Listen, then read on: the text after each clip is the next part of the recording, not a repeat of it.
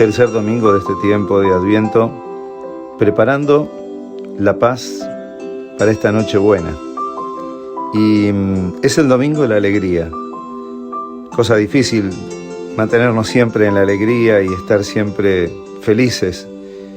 Felices es un estado de plenitud, ¿no? De poder sentirnos llenos. No significa estar riéndose todo el día, es tener esa alegría interior propia de aquel que también siente la salvación de Dios, se siente contenido también por Dios. Pero ¿será posible en este mundo donde suceden tantas cosas la verdadera alegría?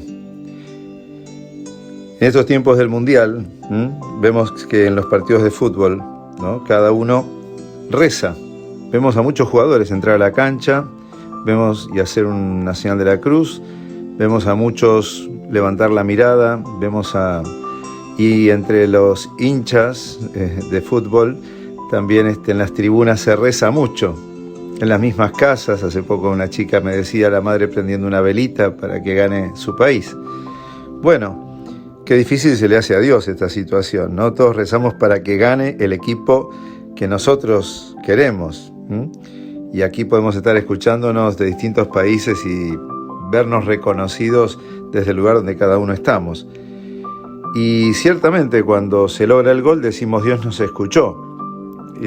Cuando no lo hacemos o cuando nos hacen un gol, podemos sentirnos decepcionados de Dios que no hizo nada por nosotros. Muchos se sentirán ayudados, otros lamentablemente se sentirán decepcionados de Dios. Aunque parezca mentira, un poco trivial, la vida es un poco así, ¿no? Muchas veces nos hemos decepcionado de Dios porque no nos dio lo que esperábamos.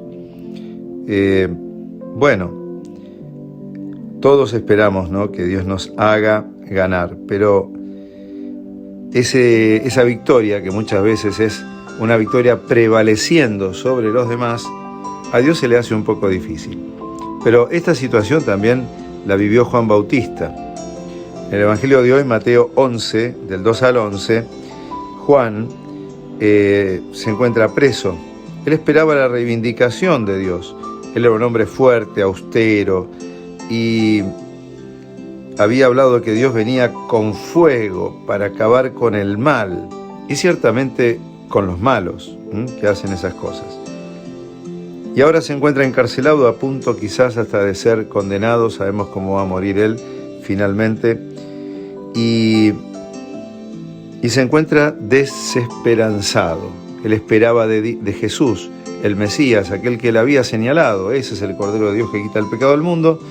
Ahora resulta que él en la cárcel vive una crisis de fe. Pregunta, y él le manda a sus discípulos a que pregunten a Jesús si era él el que tenía que venir o tal vez había que esperar a otro. Se encuentra en crisis todo el sentido de su vida.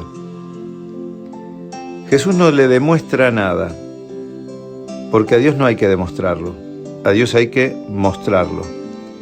Y Jesús entonces simplemente le muestra las obras que Él está haciendo. Le está abriendo los ojos, como le está abriendo los ojos en ese momento a los mismos discípulos de Juan Bautista. Le empieza a hacer referencia al libro de Isaías, en el que los ciegos ven, los cojos caminan. Jesús les muestra que está haciendo caminar a un montón de gente que estaba paralizada ante la vida, que está limpiando leprosos, que no solamente estaban manchados en la piel, sino que también eran como marginados y segregados de la sociedad. Jesús los está integrando, los está sanando. Le está abriendo el oído a los que no escuchaban a nadie, y está resucitando a aquellos que se sentían muertos ante las circunstancias de la vida. Le abre los ojos, los hace caminar, les está mostrando una obra que ellos no sabían reconocer y quizás el Bautista tampoco. Quizás, ¿cuántas veces también nosotros no sabemos reconocer ese obrar de Dios? Quizás porque como Juan Bautista estamos esperando desde un lugar, ¿no? Para que Dios venza a los otros.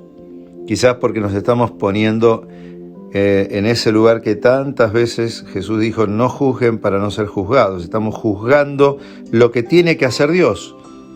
Y entonces nos decepciona porque no hace lo que nosotros queremos que suceda. Y ciertamente que Dios es un Dios que tiene un plan de salvación, pero en este mundo decidió ponerse del lado del pobre, del crucificado. Ese es el escándalo que tantas veces sucede en la vida, que no podemos ver a un Dios crucificado. Por eso también tenemos que aprender a ver, tenemos que aprender a escuchar la palabra de Dios para reconocer ese obrar de Dios. Dios es un Dios que busca la salvación de todo.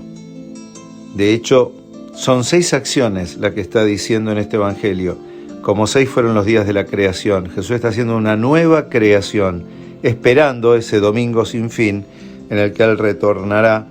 Y entonces tenemos que tener esa paciencia que nos habla hoy Pablo también en la segunda lectura, y nos dice que parece que esta alegría es propia de los que son pacientes. O como lo va a decir el profeta Isaías en la primera lectura, de esa alegría sin límite en los rostros de todos aquellos que sean fuertes. Por eso dice, y no tengan miedo, que aguarden a Dios que llega en persona y nos salvará. Dios no quiere ningún derrotado. Dios no quiere ningún condenado. Dios quiere que todos se salven llegando al conocimiento de la verdad y haciendo el bien para el cual fuimos creados. Es un Dios incansable para rescatarlo todo, para salvar a todos, a los buenos y a los malos. Está del lado de nuestra bondad, pero también está del lado de nuestra maldad cuando también necesitamos ser perdonados. Es todopoderoso para soportarlo todo en la cruz y redimirnos de todas nuestras pobrezas. Él quiere rescatar todo lo que el Padre ha hecho y ama todo lo que el Padre ha hecho. Solo que quizás tenemos que ponernos del lado, no de los que juzgan a quienes Dios tiene que condenar, sino del lado de los que tal vez se sienten que son dignos de condenación, de los que tal vez necesitamos ver, de los que necesitamos ser sanados, de aquellos pobres que necesitan ser también rescatados. Si nos ponemos de ese lado, de los que tienen que aprender a vivir, a caminar, a ver, a escuchar, bueno, ahí también quizás empecemos a ver la obra de Dios, reconociendo la que Dios está haciendo en nosotros y sin duda la que tiene para hacer también en los demás, aunque la paciencia nos tenga que mostrar que no son los tiempos ahora y solo Dios sabrá cuándo serán. Y bienaventurado el que no se escandalice de este modo de ser de Dios. Que te bendiga el buen Dios Todopoderoso, en el nombre del Padre, del Hijo y del Espíritu Santo. Amén.